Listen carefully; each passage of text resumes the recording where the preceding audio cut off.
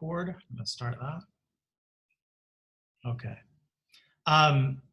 As far as meeting in the future, I'm sure you all saw the email that we will not be having class at least for the next 45 days, perhaps up to 60. Where will the recordings be posted? Well, I'm going to first see if this recording works. If it works well, and I'll check what size it is, I'll probably end up posting it on the website. That's where I'll post it. Essentially what I'll do is I'll upload it to a YouTube channel, and then I'll post it on our regular website, if that all works out. Now, I may, some of you have perhaps used WebEx with your courses. Have some of you tried that? Is WebEx better? Do you find WebEx to be better than Zoom or not? Same thing. Zoom is good. The only issue with Zoom is that they seem to, most of the time, keep you limited to 40 minutes, but then you have to start a new session. That may make recording a little bit of a hassle, but we'll see. I've downloaded WebEx, and I'll look into it this weekend to see if there's any advantages. I don't even know if you can, does anyone know, can you record the lectures on WebEx?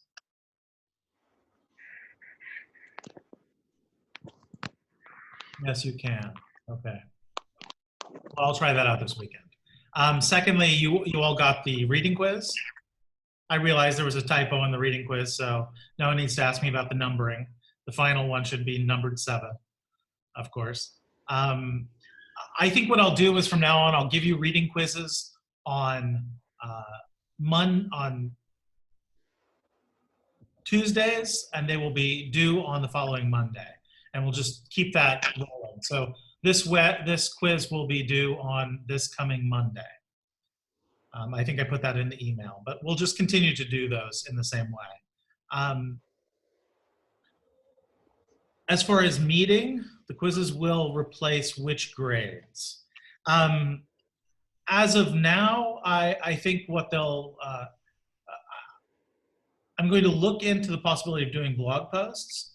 If you check, the quick answer is I'm not exactly sure at the moment. It depends on what I can do. But if you check on the grading scale on the website, you'll see that there's already a percentage for reading quizzes, which I wouldn't often have in a semester if it was clear that all of you were reading. The problem with this online version of the course, or what we're doing now, is that it's much more difficult for me to verify that each of you is reading, because some of you might respond, some of you might not respond. Some of you might not even be able to attend some of these Zoom sessions, and you'll have to watch the other ones. So the reading quizzes shouldn't take too long, and they help me verify that you're keeping up with the material and that you're actually present and doing something. So the overall answer is, at this moment, I'm considering the reading quizzes to be part of that percentage that you'll already find on the website for reading quizzes. And the reason we're doing them is because otherwise I wouldn't be able to keep up with you as I would in a normal semester. There are a couple of questions here. So Monday's quiz is due for the one after. I don't know. Yes. Well, so the one, I will give you another reading quiz on the coming Tuesday, and then that will be due on the following Monday, and then the next Tuesday I'll give you one, and that'll be due on the Monday after. Yes, everything will be clear about the, Ellie asks about the midterm. Everything will be clear about the midterm when it comes. Just to let you know that the midterm will come, as I said, after we have finished reading Oedipus the King. This should be about in a week and a half is what I expect, maybe 2 weeks. Already now you can go try to get your copy if you get the chance of Oedipus the King. Here is what the book looks like. I know it's backwards. Sophocles, Oedipus the King. It's the Penguin edition. Yes, I'll type it in the chat.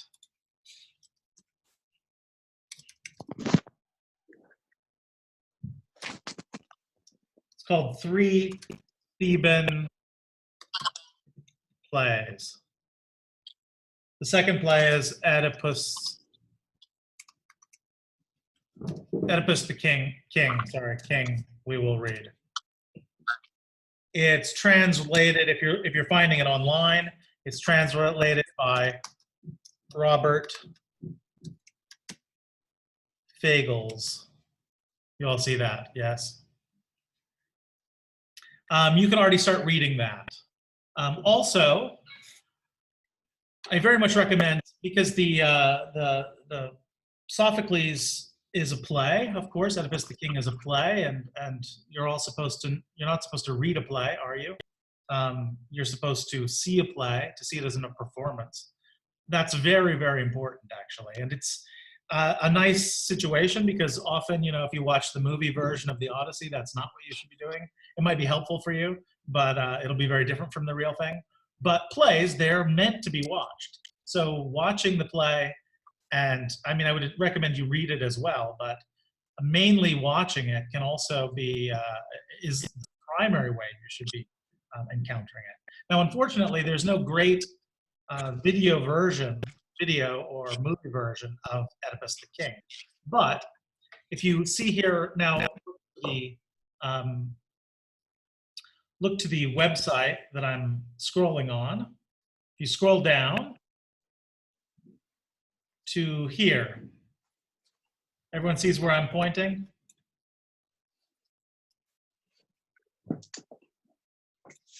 You all see this? I don't see any yeses in the chat.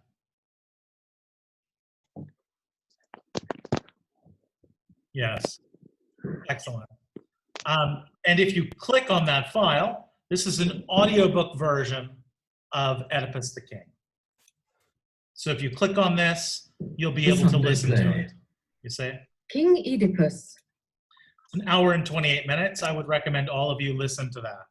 And I'll use it a little bit when I'm talking about it as well. That's clear. So that's, I imagine most of you are done with the Odyssey reading by now.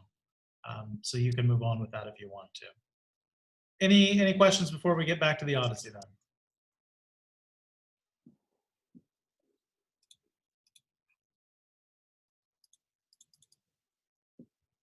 Can you listen to it as you are reading? You can, and I have done that.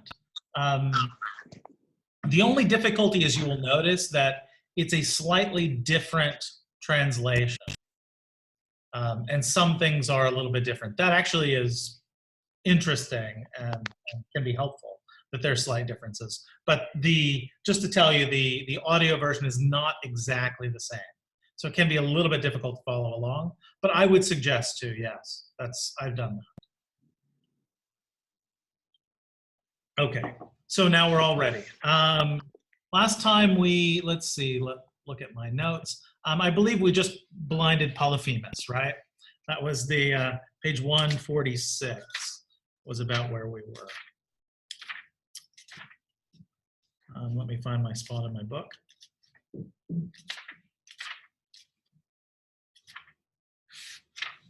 Okay. So the last time, the last thing we did was we read through the passage where Polyphemus was blinded by Odysseus and his men.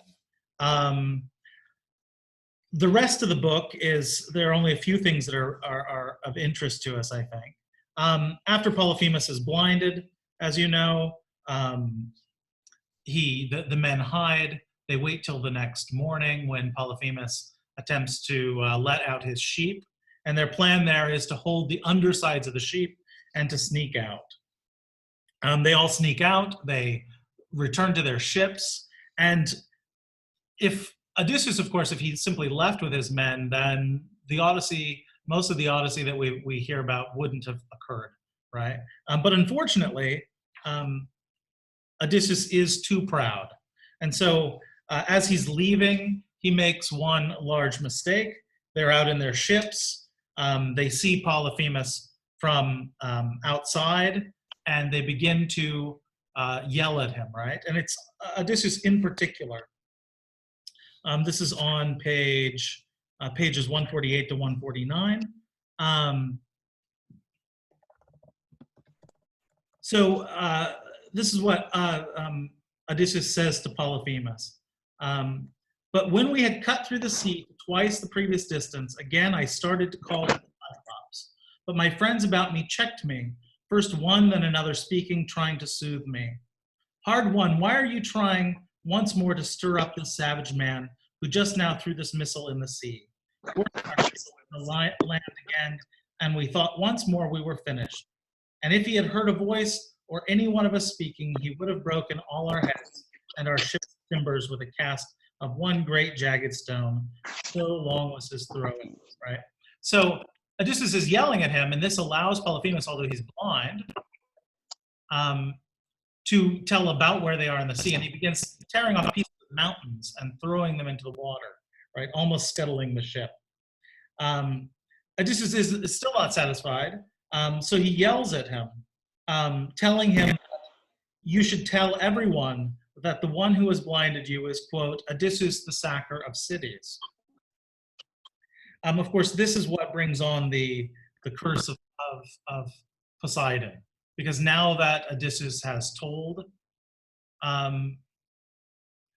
Polyphemus what his name is, if he didn't tell him what Polyphemus what his name was, then there would be no way for Polyphemus to tell Poseidon that it was Odysseus who blinded him. So it's directly losing his men and having all this trouble getting home is directly the result, as we see here, of Odysseus' pride and his desire to have his name known as the one who had blinded the Cyclops, right?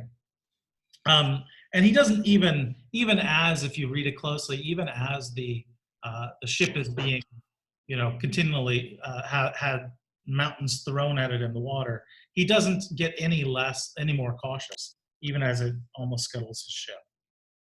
And that's the end of the book about Polyphemus.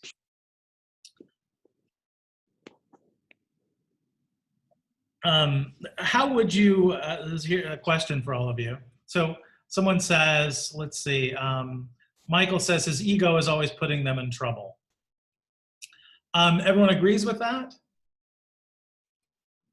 It's quite interesting that this is the story that he tells, of course, to the Phaeacians. One wouldn't expect him to tell such a story, right? You would expect him to say that he tried to protect his men, that somehow he wasn't responsible for getting them in trouble, that he wasn't responsible for his own trouble, right? Because he's come to the land of the Phaeacians only because of the curse of Polyphemus, right? Of course, the curse of Polyphemus is the second of that. As Polyphemus says, I'll give you your last guest gift, his second guest gift, and that is the curse. Anyone have any observations on that book, Polyphemus? Obviously, it's quite important.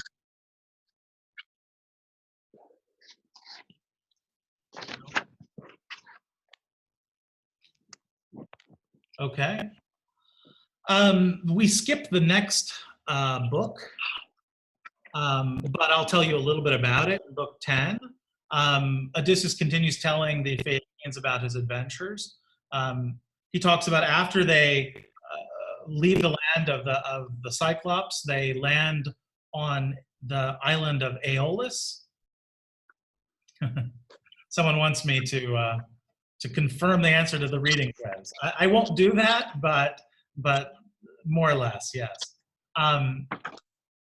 They land, this is kind of an interesting little story. He lands on the island of Aeolus. Aeolus is an individual who has been given by the gods the power over the winds.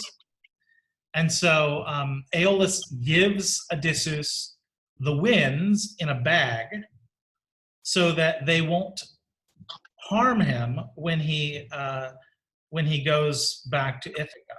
So the idea is, now that Aeolus has given him the winds in the bag, when his men sail to Ithaca, they won't have any trouble any longer. Unfortunately, this is kind of a typical story. Odysseus doesn't tell his men what's in the bag. They leave the island of Aeolus. While he's sleeping, his men have the suspicion that Aeolus has given him a great treasure, and that he is not sharing it with them. And so the men open the bag, releasing the winds, and just as they are seeing Ithaca on the horizon, they are blown all the way back to Aeolus's island by the winds. A couple of things there. It's interesting that, again, does Odysseus, how has he caused trouble? Because his men do something that's irresponsible, and they're able to do it because he's asleep, and he somehow is no longer responsible for that. And also because there's suspicion of him. So you would think in a story about a great hero who leads men that his men, but throughout we see his men do not trust him. Why should they trust him? He's in trouble over and over again. And so it seems that each man is looking out for their own best interest. This is one of the things that caused them so much trouble, right? If the men weren't suspicious and they didn't open the bag, then they would have been home to Ithaca without trouble. Among the other adventures, they land in a place where there are beings called the Lastragones. These beings eat men, and they eat a bunch of his men. Then they land on an island with a goddess named, a kind of witch named Circe. Circe is kind of the opposite of Calypso. You all recall Calypso, of course. With Calypso, Odysseus landed there, spent a great deal of time with her, and then when he wanted to leave, she wouldn't let him leave. Circe is the opposite. When he lands on Circe's island, her plan is to trap all of the men by turning them all into pigs.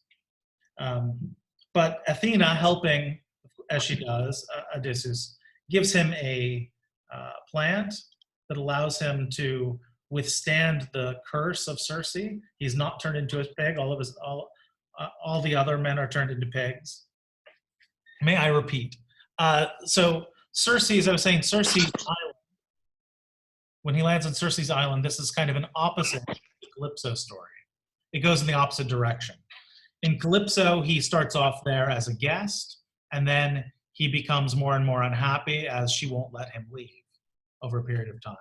On Circe's island, the men land, and her plan is to trap all of them by turning them into animals, pigs in particular.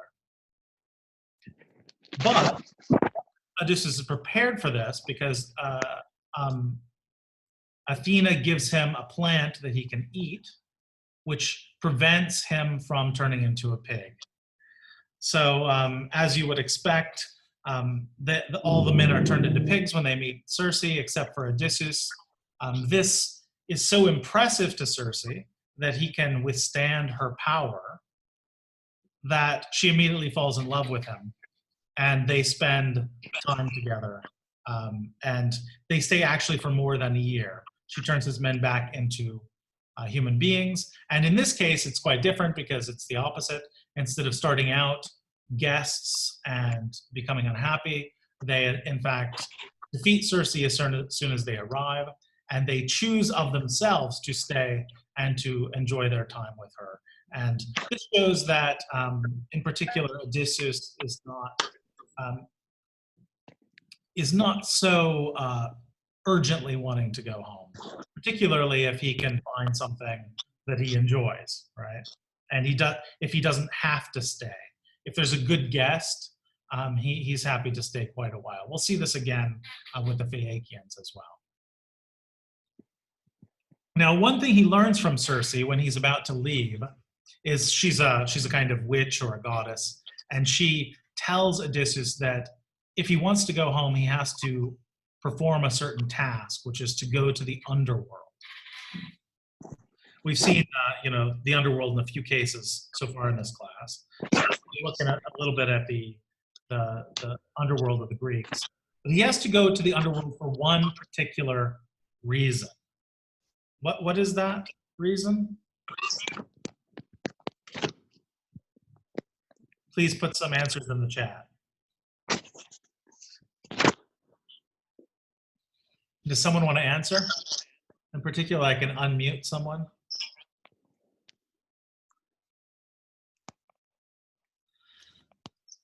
Yes, this is from book, well, it's actually in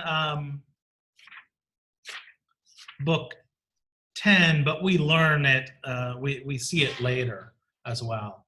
Yeah, so he has to talk to Tiresias. Why does he have to talk to Tiresias?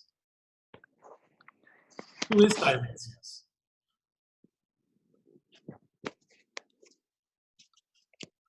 So he has to, yes, he is. So actually, Tiresias, whenever you see that name in Greek literature, Tiresias is a famous seer, as they call them. Someone said a prophet, kind of like a prophet. He's not so much a priest as much as he's someone who can see the future somewhat. In Greek mythology and in Greek literature, people who see things they don't talk to the gods. They get kind of premonitions, and usually, just like in Gilgamesh, if you'll recall, those premonitions are quite unclear. They'd never say, well, this is going to happen or that's going to happen. They'll say this is going to happen or that's going to happen or maybe this will happen. And if this happens, then something else will happen, right? Famously, when the Greeks sent to the oracles, the oracles are similar to these seers. They give kind of unclear messages from the gods. When they sent to the oracle to find out whether they should attack the Persians, the response from the oracle was, if you attack the Persians, a great civilization will fall, right? This is very typical. It doesn't say which civilization would fall, so it doesn't really tell you what to do, but it tells you something that will be true in any case. This is often how it works. Sabina says, like in Oedipus, yes, Tiresias will reoccur. We will meet him again in Oedipus. He won't be dead. He'll be very much alive. One particular thing that's famous about Tiresias is that he was blind. You can see the irony of this in Greek, right? He's a blind seer. He's a person who does not see the things around him in the world, but he sees the things that are in the future. Of course, Oedipus, the play we'll see is a lot about blindness and vision and ironies with that. Oedipus can see what's around him, but he cannot see what Tiresias the prophet sees, and Tiresias cannot see the world around him, but he can see what Oedipus cannot see. And eventually, when Oedipus does see the truth, he blinds himself physically. So you can see the Greeks were very, they found this very enjoyable, this kind of seeing blindness, irony at various times. So here, Odysseus is told that he must go to Tiresias and speak to the blind seer who is in the underworld, so he has died, in order so that he can learn about what he must do when he returns to Ithaca, his homeland. So Tiresias will tell him about the situation in Ithaca, and then he'll tell him that there's something he has to do. Okay. So in book 11, now, this is around page 169, Odysseus and all of his men, they sail to the underworld. There's no crossing of a great river or anything like that. They sail to the underworld, they disembark, and Odysseus digs a pit, right? This is kind of interesting. The underworld has this strange feature about it in the Odyssey, that people in the underworld they cannot speak to you until they have drunk a mixture of various things, of milk and first of all, for those of you who've read, tell me some of the things about the underworld in the chat. What is the underworld like in the Odyssey?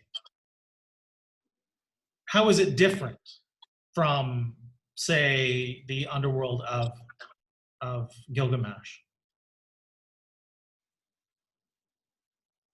Milk. Hassan asks milk and what? Milk and blood, as we will say.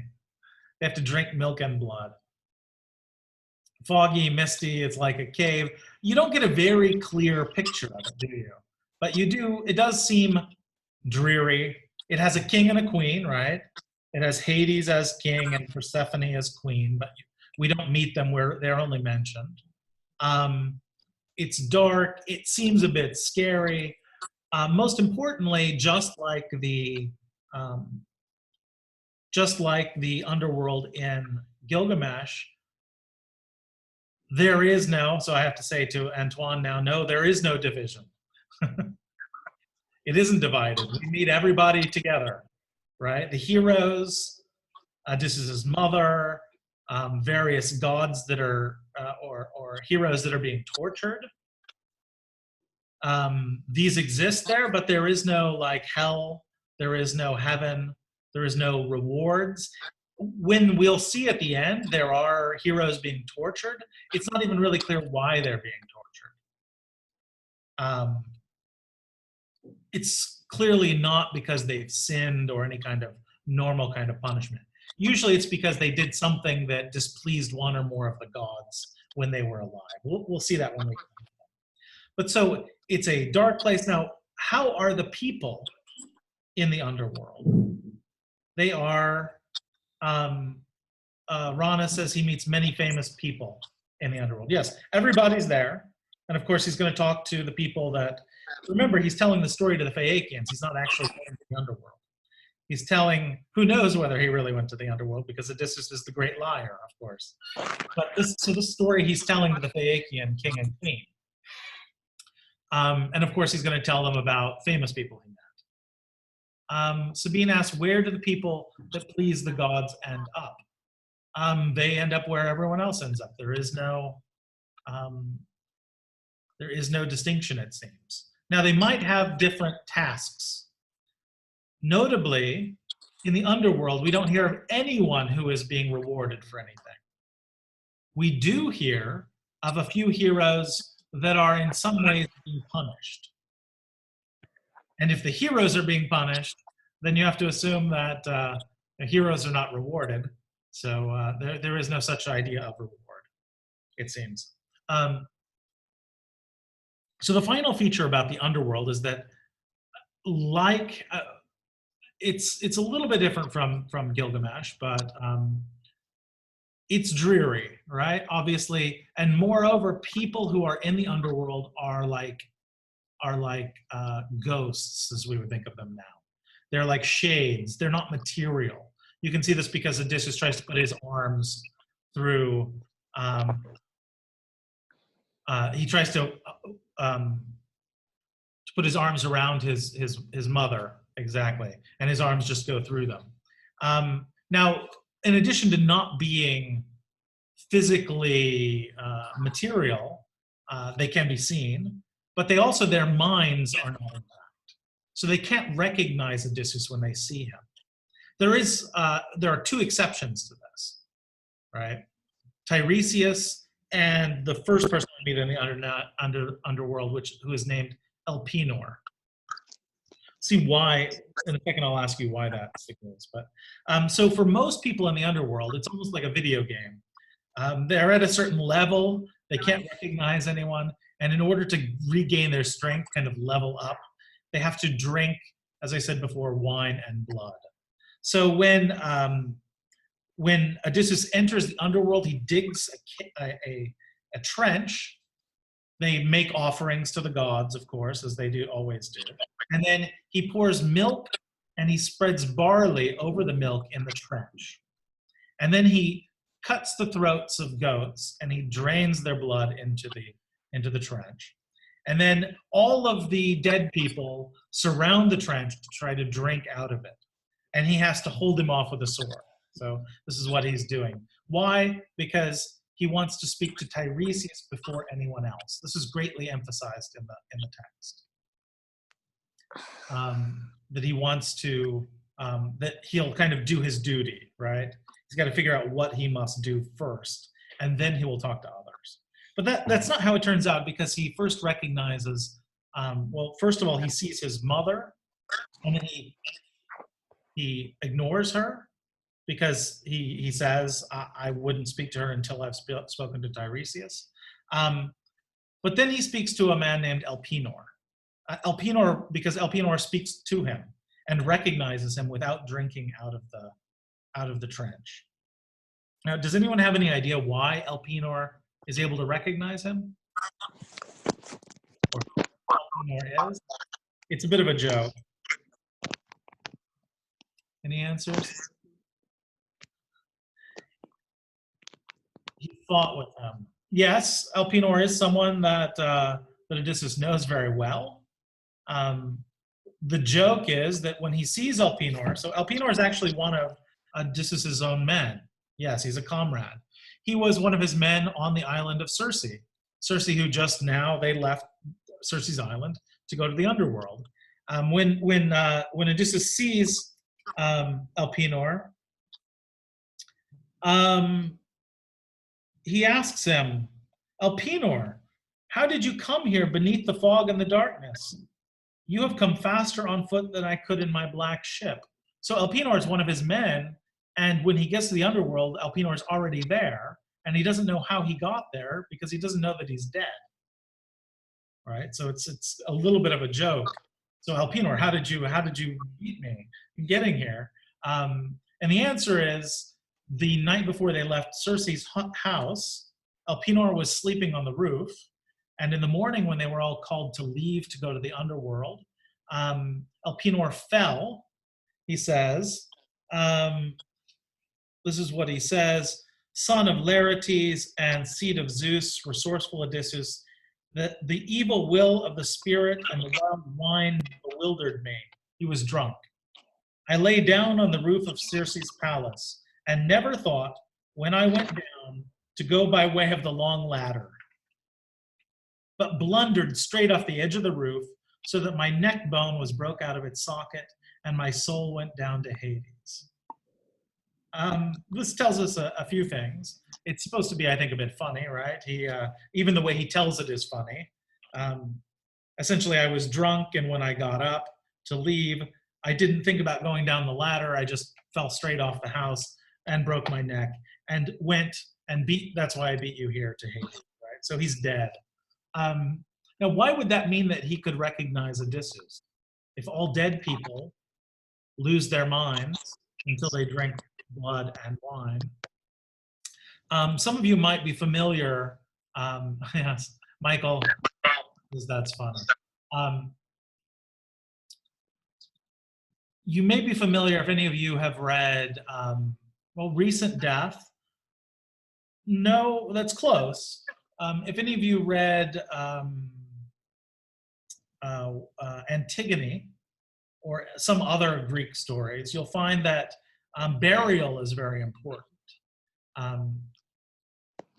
If your comrade is not buried, or if you're not buried when you die, you cannot fully go to the underworld. Stuck, as in later Christian, stories, you have this idea of a kind of purgatory.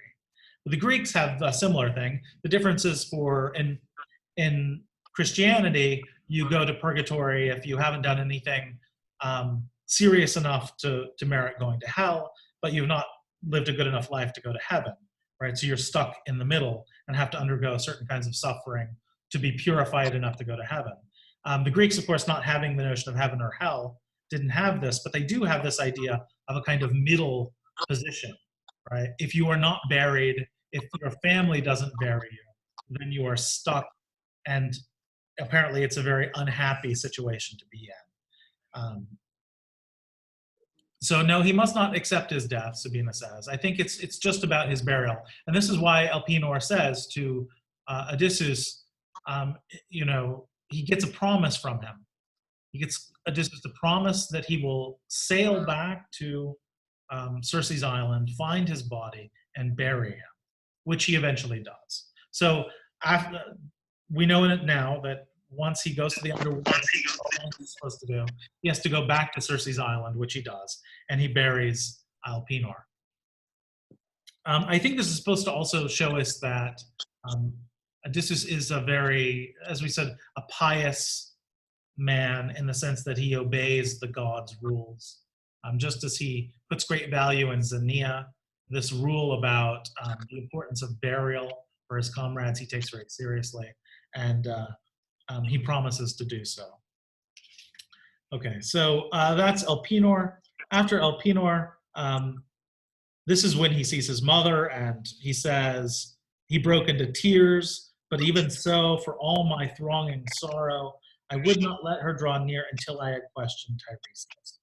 So now Tiresias comes, and as I said, there are two exceptions to the idea that when you're in the underworld, you lose your mind. The other one is Tiresias. This seems to be because he has this gift of prophecy. So he also doesn't need the wine or the blood and the milk in order to recognize Odysseus. But he does need it. That's why I said it's kind of like powering up. Whenever you drink the blood and the wine, you go to one level higher. Tiresias can recognize Odysseus because of his gifts, but he cannot tell the future without drinking the blood and the wine, right? So he does this. So I spoke, and I, holding away the sword with the silver nails, pushed it back in the sheath, and let the flawless prophet, after he had drunk the blood, began to speak to me, right? So then he gives him, as I said, he doesn't tell him exactly what's going to happen. He gives two options, right? Tiresias says, Odysseus, eventually you're going to come to an island called Thrinakia. On Thrinakia, you will find that the island is watched over by the sun god Helios. Helios has cows. What is the name of the island, Majda? It's Thrinakia. Thrinakia, page 171. So on Thrinakia, they will find an island. They will be stuck there, and they will know in advance, he says, that they should not eat the cows that are on Thrinakia. So it says, this is Tiresias speaking. And there you will discover pasturing the cattle and fat sheep of Helios, who sees all things and listens to all things. Then if you keep your mind on homecoming and leave these unharmed, you might all make your way to Ithaca after much suffering. But if you do them harm, then I testify to the destruction of your ship and your companions, with the loss of all your companions in some, But if you yourself get clear, you will come home in a bad case, with the loss of all your companions in someone else's ship, and find troubles in your household. Insolent men who are eating away your livelihood and courting your godlike wife and offering gifts to win her. So he tells him there's two possibilities. Either you will be able to withstand and not eat the cows of Helios, in which case you and your men will make it home. Or if you do eat them, then if you get away, nevertheless, all of your men will die. You will return in someone else's ship to your home. Already we know which of these two is going to happen, correct? Which one? They eat the cows. Now it sounds like it's not a big deal, but if we actually skip that chapter where they eat the cows, and the story goes essentially as you might expect. It's very similar to the Aeolus story of the winds. They land on the island. The winds are not favorable, so they can't leave. They're stuck there for months, and they begin to starve to death. And Odysseus goes away and sleeps. While he is sleeping, he smells roasting meats, and he wakes up to realize his men have done what they were not supposed to do, and that they had eaten the gods' cows. And then immediately the winds change, and they are allowed to leave. And then on the way, Poseidon sees them and destroys their ship. And this is how Odysseus ends up the single individual who lands on the island of Calypso. And now we're back at the beginning, right? Does anyone have any ideas about this recurrent fact that Odysseus is always sleeping when his men do something that cause them trouble. Is there any ideas about why that might be?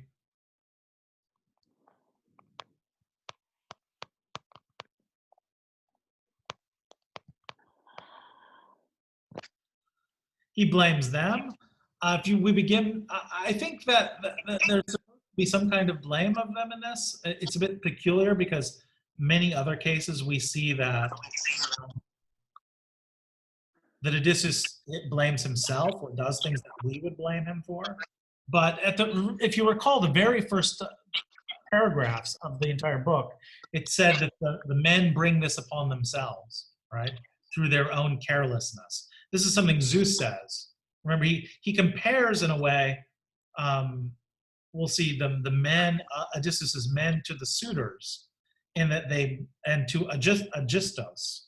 Remember the person who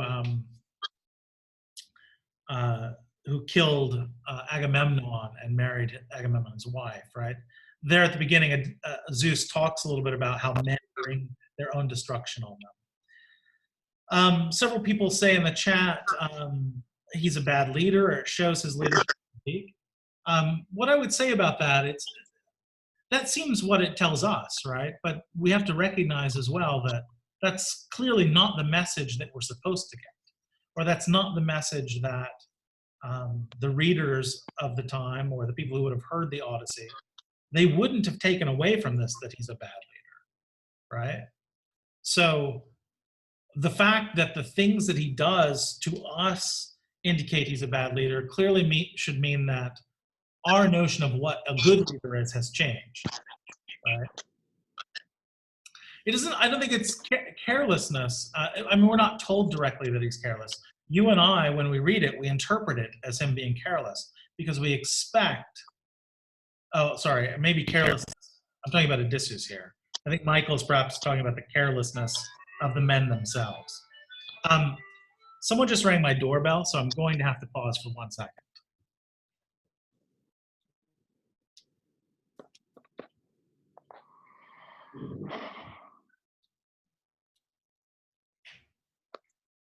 Yeah, she's not here, and I'm busy on Skype.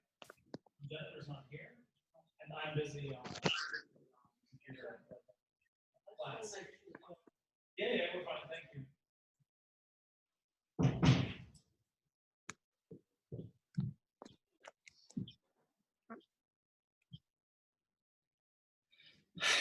Okay. Someone came to my door just to find out if I'm okay. All right. So I'm going to take my time. So just to clarify, Michael said carelessness is bad. I began it thinking that he meant by that Odysseus' carelessness. But I think he means the carelessness of the men. I think, yes, the message we're supposed to get is that through their carelessness, they bring more trouble on themselves than the gods intend them to have, right? Now, in this case, with the men on the island of Helios, again, it's a peculiar thing to blame them for, right? They're starving to death. How are they careless in that they eat the cows? What's their choice, right? Either they starve to death or they eat the cows and die too. It sounds as if they have no real good options there, right?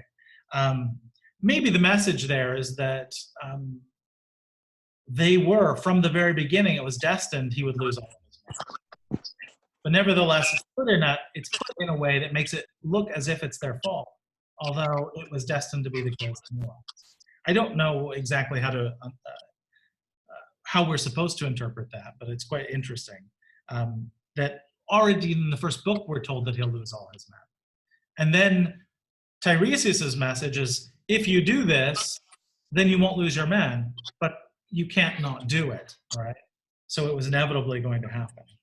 I think maybe that's part of the Greek outlook, is that this is why life is hard, life is suffering. The Greeks had a very, very negative view of life. The heroes always suffer.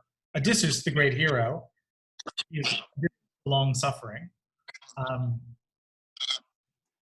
human beings seem to always be put in these situations where they can, the best they can do is not very good in the end, right? So let's get back to the text.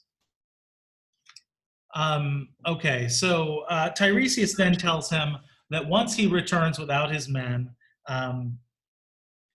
or he will return without his men in someone else's boat, then what he needs to do is to punish the men who are in his house, the suitors. It says you have to punish the violences of these men when you come home, either by treachery or openly with the sharp bronze. And then, and I'm going to read this, this is what he has to do. This is the main thing, because everything else is fated to happen. So what now is what Odysseus has to do on his own.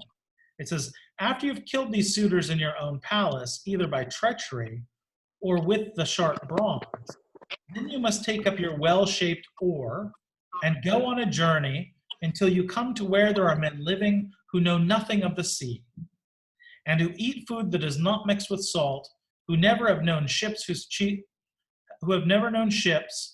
cheeks are painted purple, who never have known well-shaped oars, which act for ships as wings. And I will tell you a very clear proof, and you cannot miss it. When, as you walk, some other wayfarer happens to meet you and says you are carrying a fan on your bright shoulder, then you must plant your well-shaped oar in the ground and render ceremonious sacrifice to the Lord Poseidon. 1 ram and 1 bull and a mounter of sows and a boar pig, and make your way home again and render holy hecatombs to the immortal gods who hold the wide heaven, all of them in order. Death will come to you by the sea in some altogether unwarlike way, and it will end you in the ebbing time of a sleek old age. Your people about you will be prosperous. All this is true that I tell you. It's a strange request, is it not? After he's killed the suitors, he has to take the oar of his ship and start traveling inland away from the sea until he meets people who don't know what ships are. They're so unfamiliar with the sea that they believe that he's not carrying an oar but a fan on his shoulder. And they paint their cheeks purple, and they don't know salt, right? So somewhere as far as possible from the sea. And then he has to sacrifice, which means he has to take with him on this trip, an enormous number of animals. A ram, a bull, a mounter of sows, hecatombs, this is a very large number of animals. He has to sacrifice all of these, and then he returns home. What might be, let's see in the chat, what might be the purpose of this trip he has to take? What's its significance, do you think? Why is it here? Zania, how so? How would this have to do how would taking a trip have anything to do with Zania? That was Sabina's answer. Any other answers? Does it sound like a nice trip? His determination to get home. Could you say more than that? It does not sound like a trip that you want to take, right? Well, we don't hear that he's going to, Michael says, not a good trip, he dies. We don't hear that he's going to die on the trip. We hear that he's going to die when he returns from the trip. What do you think he wants to do when he gets home and he's killed all the suitors? He wants to stay, right? He's been trying to get home for 20 years. Why would he want to start off on an entirely new trip? I again have to pause because my telephone is ringing. So just one moment.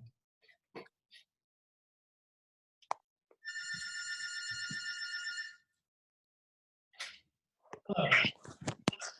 Yes? Yes, please allow them in. Okay, bye.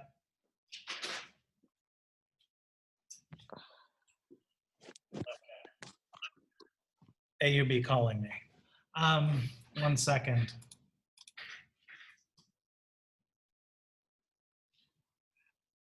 Okay. My doorbell will probably ring in a moment, but there's nothing we can do about that. Let's continue. So think about the trip. I mean, the idea, it makes a lot of sense because Odysseus is long suffering. That's the idea of the hero in almost all Greek stories. The idea that he would be able to return home and then enjoy his, all of the treasures that he's collected and stay with his family, that's just not how Greek stories work. So it's not surprising that to eventually satisfy Poseidon, he has to, yes, essentially, Michael. If he's Odysseus, if he's long-suffering Odysseus, there's going to be something he has to do that he doesn't want to do. And so he never gets, you'll see throughout the book, he never gets any kind of reward to enjoy. He never gets to rest.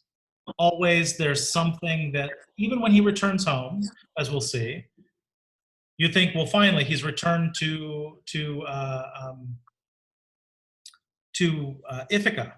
He's returned there. But when he returns to Ithaca, how does he return? He's asleep. He doesn't get to see his homecoming.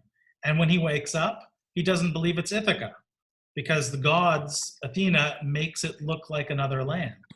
He doesn't even get the satisfaction of returning home, right? And as soon as he returns home, she tells him, well, there are new sufferings you have to go through.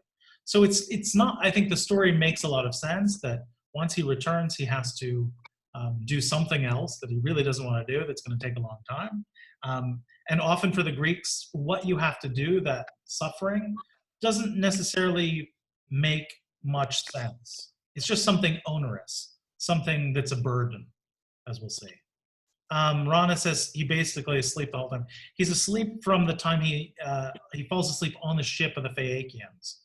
And then they just put him out on the coast with his goods, the things that they've given him, his gifts, and leave him there. And he wakes up later. That's what happens. Secondly, the purpose of it, I don't know exactly how to interpret this, but obviously he's got to do it to eventually satisfy Poseidon.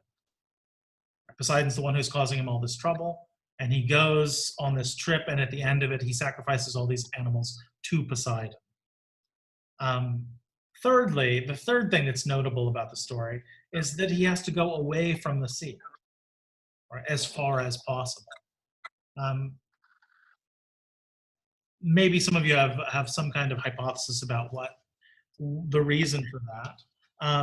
It might be that he needs to go to a place, and this is just a guess on my part, I have no real evidence for it, but it's interesting that he has to go as far away from the sea as possible and there set up a shrine to Poseidon, because Poseidon's domain is the sea.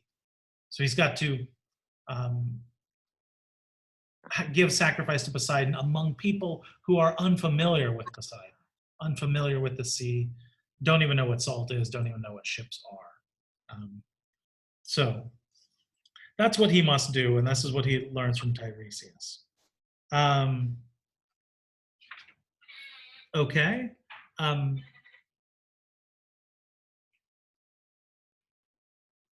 One second, I'm seeing if my doorbell's going to ring or not. Maybe. We'll see. So next he speaks with his mother. This is on page 172. From his mother, this is rather brief. We already said something about it. He asks his mother various things. The first thing he asks her a series of questions. Why did she die? What has happened to his father? And most of all, somewhat surprising, I think, he says, and tell me of my father and son who I've left behind. Is my inheritance still with them? Or does some other man hold them now and thinks I will come no more? Tell me about the wife I married, what she wants, what she is thinking, and whether she stays fast by my son and guards everything, or has she married the best man among the Achaeans? So what does he ask there in the first part that I said is somewhat surprising? You can answer in the chat. Whether she's still loyal, yes, this is important. But before that, tell me of my son and my father, and is my inheritance still with them? Or does some other man hold them now? Get down a little bit. Whether she stays fast by my son and guards everything, right? Twice he asks in the space of a couple of lines his mother whether his possessions are still there, right? Whether his substance is still being protected by his son. And importantly, that's supposed to tell him something about his wife. Is my wife loyal? He doesn't ask, is she loyal? Yes, does she stay fast by my son and guard my things? When he returns to Ithaca, we'll notice that when he first speaks to Penelope, one of the very first things he asks her is, have you hidden all of my treasures away from all of the suitors? Right? So this is what you wouldn't think that's what you would ask your mother. You find her dead in the underworld. He didn't know she was dead, didn't know why she died. She was alive when he left. She reveals that she died because out of sadness for his not returning. And yet his main mind seems to be on what's the state back in Ithaca, and are my things still being protected? Right? Tells you quite a bit about Odysseus's state of mind and his interests. It's on page 173. This is where she tells him that she died out of sadness.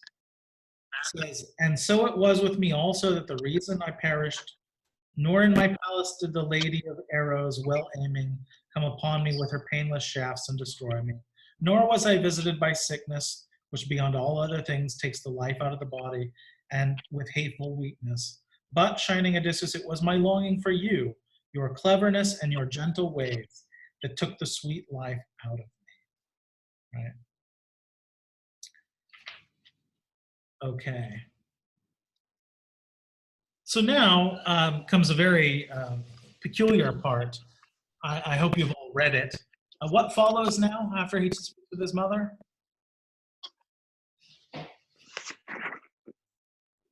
For the next 2.5 pages, what comes in the text?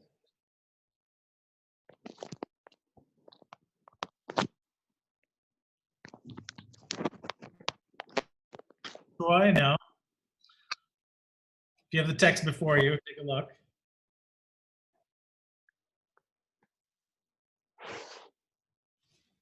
When students are giving a presentation on this, wives and daughters, he meets many women, Asil says. Yes, he does. Many queens, who are often wives and daughters of famous people. A whole series of women. Often, it's quite telling, often when I have students giving a presentation in class, they completely skip over this section and practically don't even remember that it's here. Do you find this section very interesting?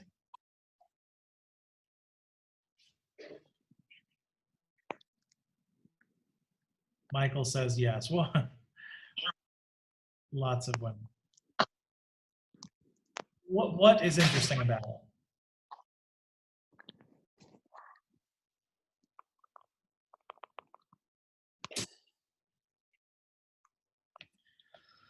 Sabina says it's the first time that the Greek story talks about women in this light, or at least gives them a spotlight. Yes, that is true. That is true. Let's look at a couple of cases. We're not going to go through all of these, right?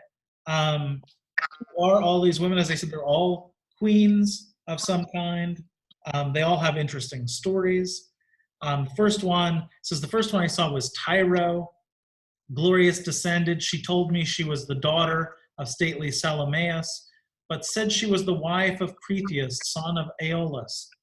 And she was in love with a river, godlike Enipeus, by far the handsomest of all the rivers, you know. Rivers are handsome, of course, whose streams across the earth, and she used to haunt Enipeus's beautiful waters, taking his likeness, and so on and so forth, right? Then he speaks to Antiope, daughter of Asopos, who claimed she had also lain in the embraces of Zeus. Most of the Zeus slept with just about all of the female goddesses at some point. Most of these stories will be stories of women either who slept with Zeus or other gods or were raped by them. A lot of these stories will be about. I don't know any of these stories myself. I've never heard most of these myths, and I think if you read through them, you probably wouldn't remember many of them either, even after reading through them. He then speaks to Leda and Iphidamia and Phaedra and Procris and Ariadne. Ariadne actually was quite a famous case. Why? Why does he? So I think there's a bit of a conflict here. I think many of you say, yes, this is interesting, and it's true. As Sabina says, this is the only time in the story that women seem to be given priority, right? Notice Odysseus talks to Elpenor. Okay, that's as a joke. It's supposed to be entertaining. Then he talks to Tiresias, and then he speaks to his mother, and then follows with a whole series of women.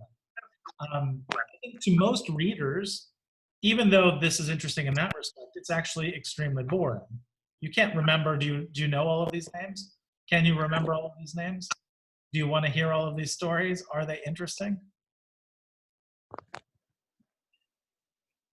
It's okay if you say no. I think it's probably the answer is no. So then the question is why? Why do this? Hassan says it drags on. It definitely drags on. In fact, it's like there's a whole line of women, right? He talks to a dozen or more that he talks about. This is why I said most students who give a presentation on this completely skip it or forget it is going to happen. To contrast Agamemnon's perception, Sabina says. Well, later we'll see from Agamemnon that women cannot be trusted and they're bad. Maybe that would be useful to contrast that, but why? Why would that be useful? This is where the situation is very important. He's not actually in the underworld doing this, right? He's telling a story. Who's he telling the story? As Sabina has said, yes, exactly. He has to please the queen, remember? This was something I emphasized over and over again, that he learned from Nausicaa that he should please the queen. So imagine you're telling a story. You want to tell the story of the underworld to the Phaeacians. This is the chance. There are a couple possibilities, right? He could start off, what would you expect him to do? You would expect him to tell about all the great heroes he speaks to, because everyone wants to hear about that, right? He's going to talk about Agamemnon and Achilles and so on. The story is completely different from that.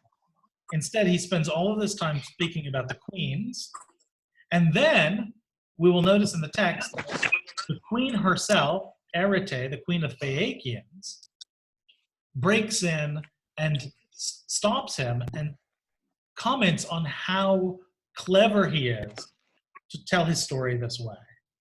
And then she immediately orders for him to be brought more gifts. We'll read that part in a moment. So I think, obviously, what's going on here is Odysseus is doing a bit of manipulating of his audience. He's giving the priority of place to stories and people that the queen would be interested in, and not the king. And in fact, he makes the king beg to hear about the heroes instead of volunteering that. So he goes through all of these women. This is now, it says, so he spoke, and all of them stayed stricken to silence, held enthralled by the story all through the shadowy chambers. Now it was white-armed Arete who began the discourse. So this is a flash. We are now in present time with the Phaeacians, and Queen Arete breaks in on the story of Odysseus and says, Phaeacians, what do you now think of this man before you for beauty and stature, and for the mind well balanced within him, right? So she's recognizing his mind is well balanced. He's approaching us a way that is well measured and clever. This is typical cleverness of Odysseus. And again, he is my own guest, but each one of you has some part in honoring him. Do not hurry to send him off, nor cut short his gifts when he is in such need. For you all have many possessions by the grace of the gods stored up in your palaces. So this is the second time that the Phaeacians call to give gifts to Odysseus, right? So he gets more guest gifts specifically in response. So then they tell all of, there's a speech given, and all of the Phaeacians say that they're going to give him more gifts. But then Alcinous, king of the Phaeacians, asks Odysseus to continue, right? To tell him more about what he saw in the underworld. This is, and there's an interesting passage, this is on page 177, where Odysseus says, resourceful Odysseus spoke to him in turn and answered him, O great Alcinous, preeminent among all people, if you urged me to stay here even for the length of a year, and still sped my conveyance home and gave me glorious presents, that would be what I wished. There would be much advantage in coming back with a fuller hand to my own country, and I would be more respected so and be more popular with all of the people who saw me make my return to Ithaca. That's what's interesting about that. What does that tell us, that passage?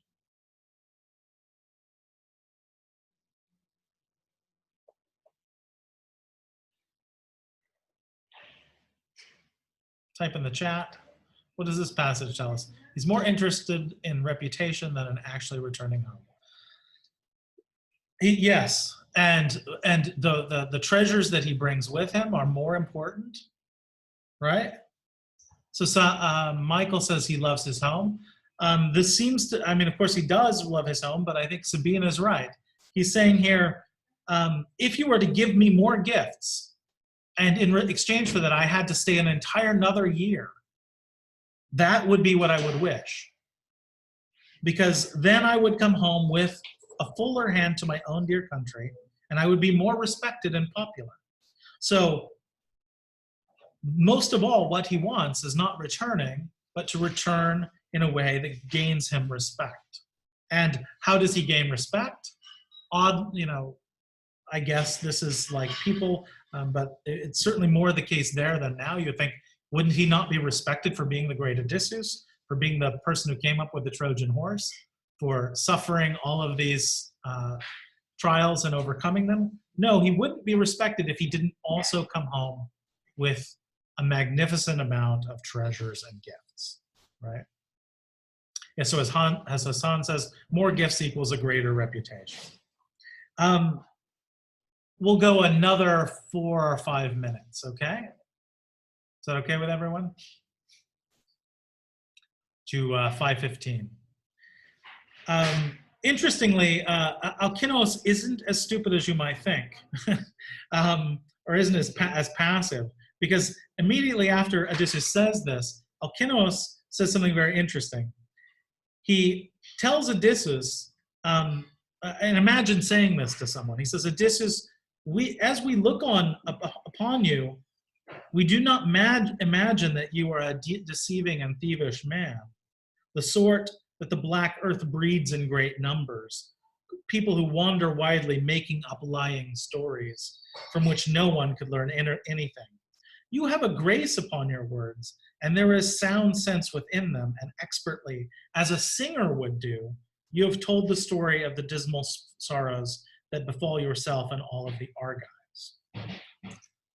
It's an interesting thing to say, is it not? When someone is telling you a story, to say, you speak so well that we do not imagine that you're lying to us, that you're one of these liars who travels around. It's particularly interesting since Odysseus is known to be the famous liar, right? And in the future, we'll see there are many cases where Odysseus meets people, the swineherd that he will talk to in one of the next chapters. He lies to the swineherd, and the swineherd says,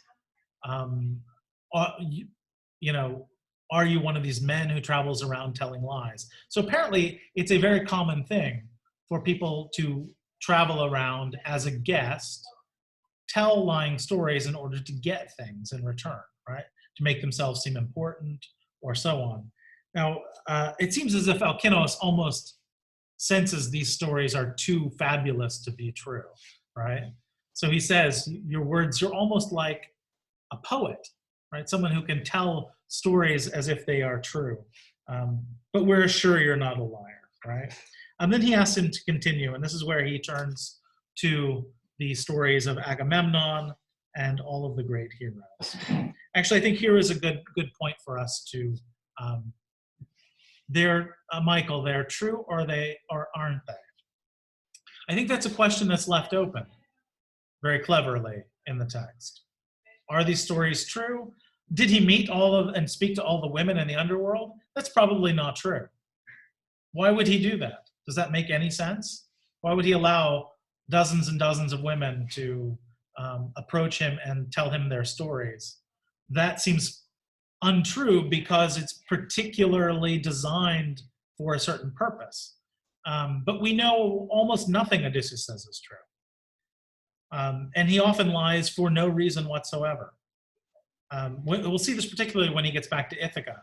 He lies to everyone. He loves to make lies that are not only lies, but that are immensely complicated and detailed. And almost everyone who hears him tell these lies says, we don't think that you are lying, right? And in the future, you know he's lying. In this case, we don't know that he's lying, but it's interesting nevertheless that after he speaks, the people he's speaking to says, we don't think that you're lying, right? So it suggests, as in the other cases, maybe he is. Or it's about certain things, maybe not about others. So as I was saying, this is a good point right before the heroes to end. My plan is I think we'll meet on Tuesdays and Fridays. Is that okay with everyone? Tuesdays and Fridays at 4.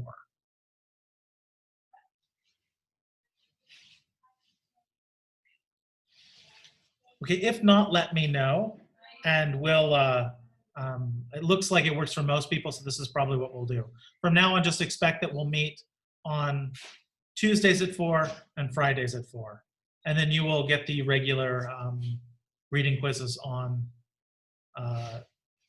Tuesdays, and they'll be due on the following Mondays. Any questions before we end? Thanks for enduring this. I know it's not ideal, and I've not necessarily gotten the hang of how to do this quite yet. If you have suggestions or any questions, just send them to me, and I'll do what I can. Okay? Have a good weekend.